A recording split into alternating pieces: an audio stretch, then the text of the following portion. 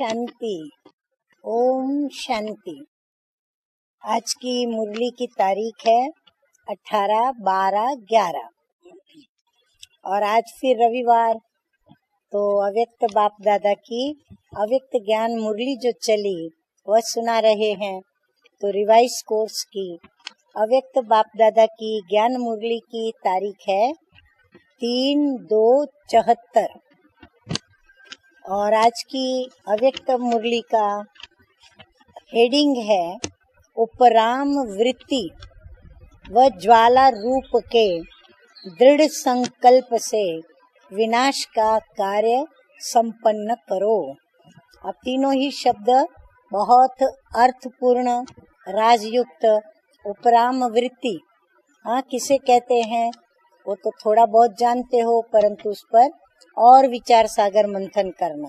फिर ज्वाला रूप किसे कहते हैं और दृढ़ संकल्प क्या। अच्छा, आगे बढ़ते हैं।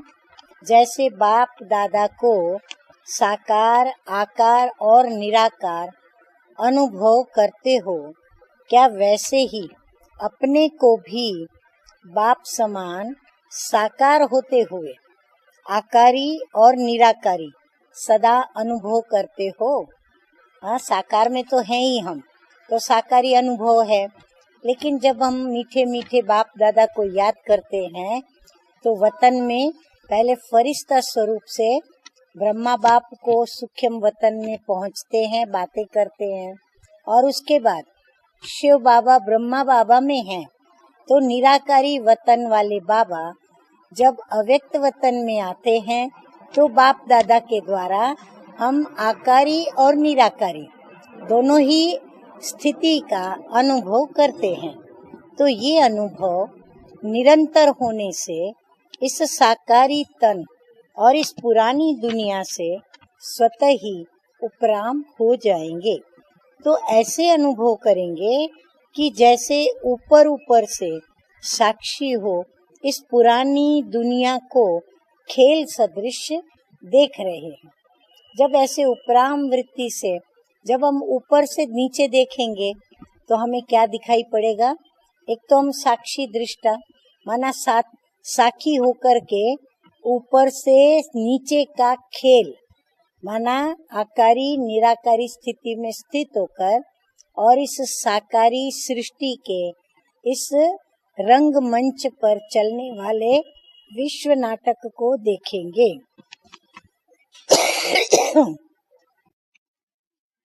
तो ऐसी पावरफुल स्टेज अभी सदा काल की होनी चाहिए। ऐसी स्टेज पर स्थित हुई आत्मा में देखने से ही क्या दिखाई देगा, लाइट हाउस और पावर हाउस। ऐसी आत्माएं बाप समान विश्व कल्याणकारी कहलाई जाती हैं। तो उनकी विशेषता बताई। जो भी सामने आए हर एक को लाइट और माइट की प्राप्ति हो, यानी वो light house might power house बनकर हर एक को लाइट और माइट की प्राप्ति का अनुभव कराता जाए। तो क्या आप ऐसे भंडार बने हो, ऐसे महादानी वरदानी सर्व गुणदानी। सुना, लिखते जाओ। महादानी वरदानी सर्व गुणदानी सर्व शक्तियों के दानी। फिर संग से रूहानी रंग लगाने वाले, फिर नजर से निहाल करने वाले, अंधों को तीसरा नेत्र देने वाले और भटकी हुई आत्माओं को मंजिल बताने वाले, तड़पती हुई आत्माओं को शीतल शांत और आनंद मूर्त बनाने वाली आत्मा बने हो। इसको ही बाप समान कहा जाता है। जैसे समय की समीपता दिखाई देती है, क्या वैसे ही अपनी स्थिति की समीपता व समानता दिखाई देती है।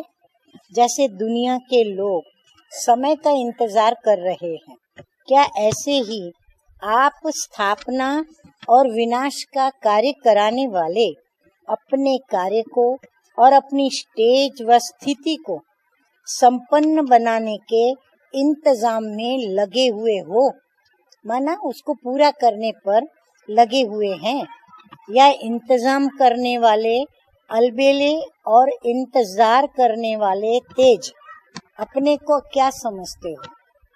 इंतजाम जो करेगा माना वो अभी अलबेला है, और जिसने इंतजाम कर लिया वो है संपूर्ण बनने वाला।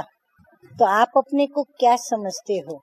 क्या इंतजाम जोर शोर से कर रहे हो, या जैसे दुनिया वाले लोग कहते हैं कि जो होगा सो देखा जाएगा, ऐसे ही आप इंतजाम करने के निमित्त बनी हुई आत्माएं यह तो नहीं सोचती हो कि जो होगा सो देखा जाएगा?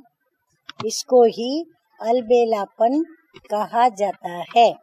अच्छा, ऐसे सदा अचल, अडोल, निर्भय और शुद्ध संकल्प में स्थित रहने वाले, संकल्प की सिद्धि को प्राप्त करने वाले, सदा सर्व कर्म बंधनों से मुक्त, कर्मातीत स्थिति में स्थित रहने वाले और बाप दादा के श्रेष्ठ कार्य में सदा सहयोगी आत्माओं को बाप दादा का याद प्यार और नमस्ते।